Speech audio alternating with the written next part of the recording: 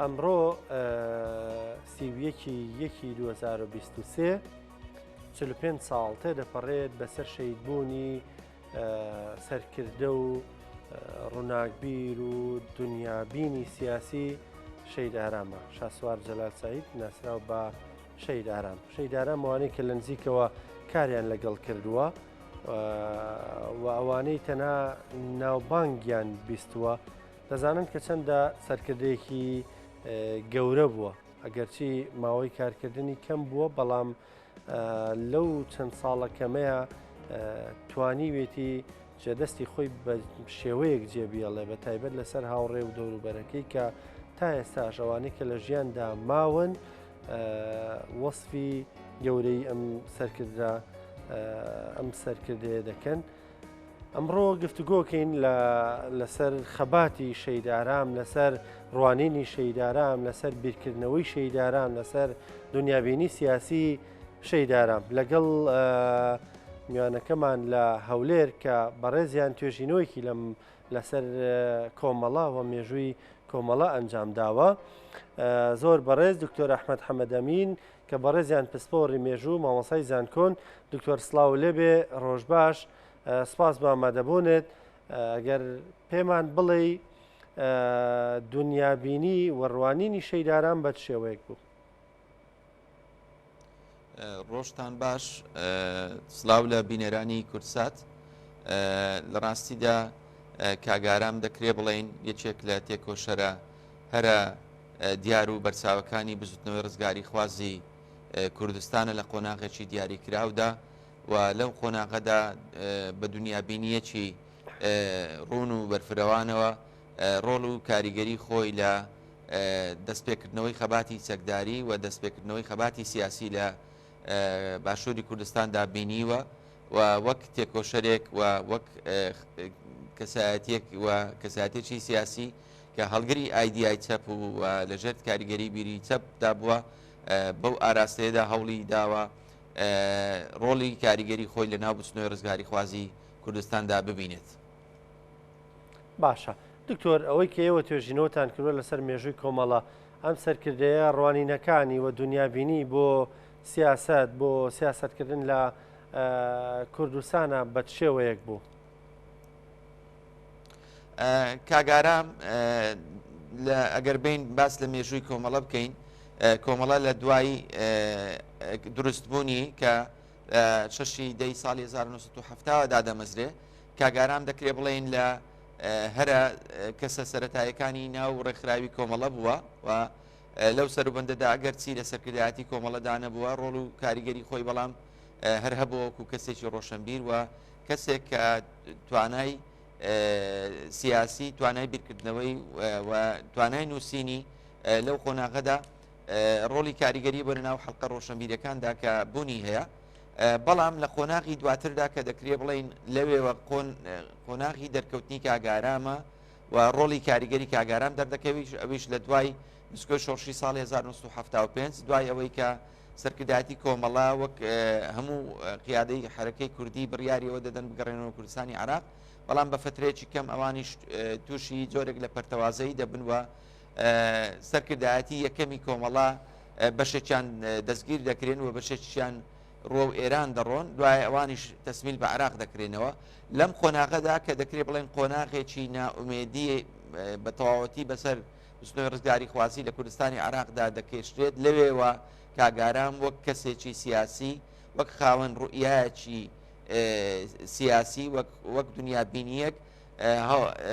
ڕۆڵی کاریگەری لەوێەوە لەگەڵ کۆمەڵە کارکتەری دیکە بە دیار دەکەوێت. لە دامەزراندنی کۆمیتەی هەرێمەکانەوە کاگارام بە هەموو شێوازێک چ لە ڕووی سیاسی چ لە ڕووی عسکەریەوە هەوڵی ئەوە دەدا کە تەواوی خاڵە سەرچیەکانی دەستپێکردنەوەی بچنەوەی ڕزگاری خوازی بچێشێت و ئەگەر تێبینی بکەین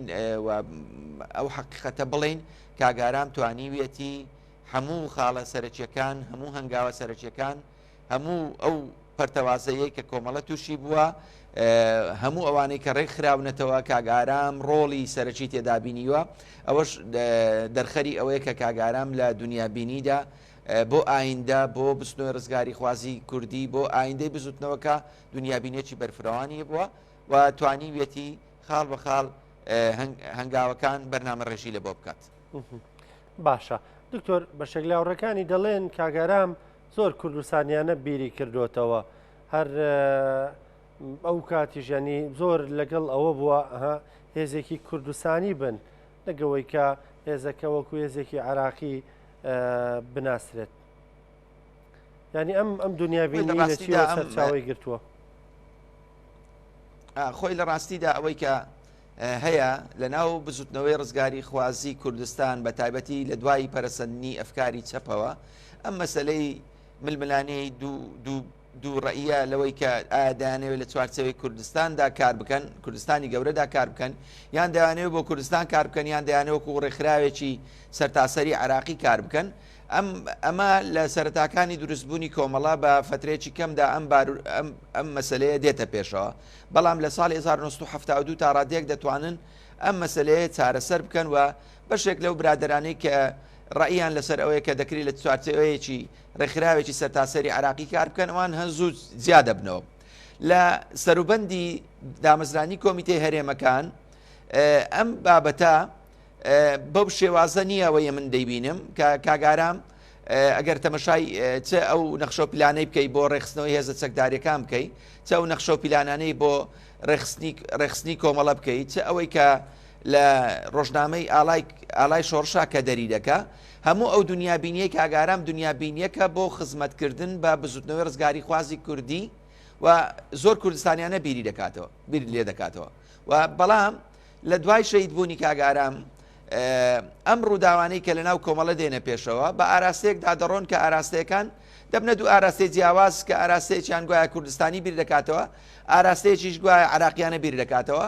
ئەم گروپەی کە عێراقیانە تا ڕادێک بیریان دەکردەوە ئەوانە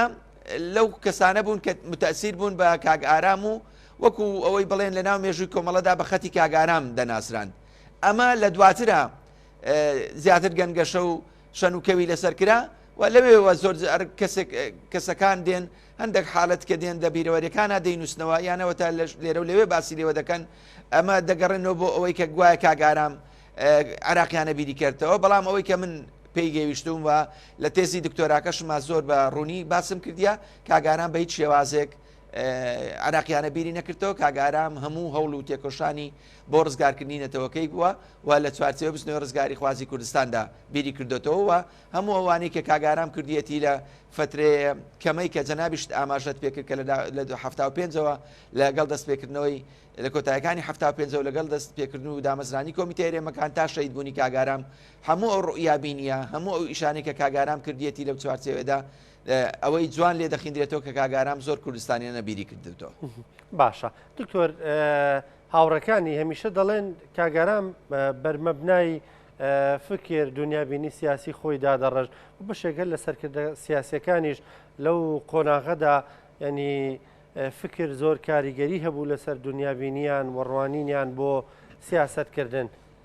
بین باز لە ئێستا بکەین ئایا ئەم دنیابینیە سیاسیەی کە ئێستا هەیە بەرمەبنای فکرە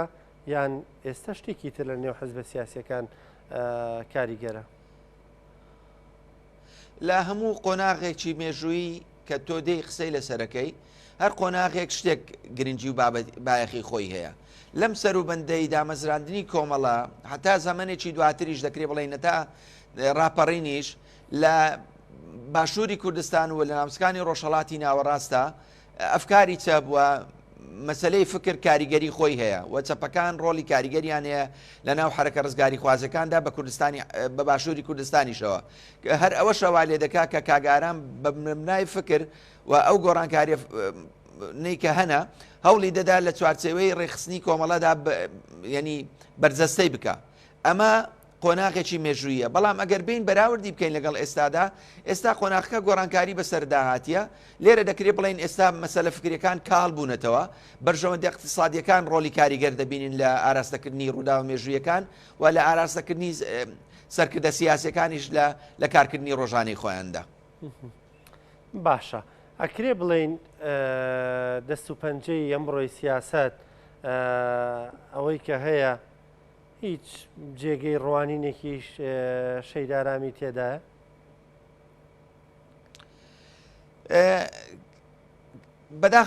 بەداخەوە ئەوەی کە هەیە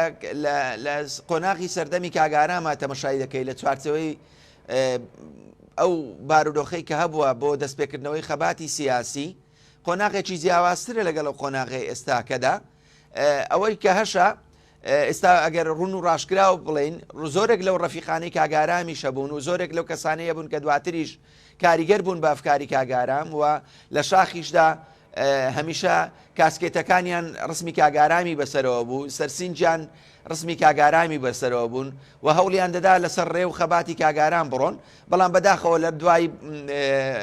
ڕاپەڕین و ئەو قۆناغ مێژوویانەی کە ئێستاوە دەبینین دەکرێت بڵێن بەشی زۆری ئەوانەی کە هەن لە ڕێڕەوی کاگارام لایەندایە و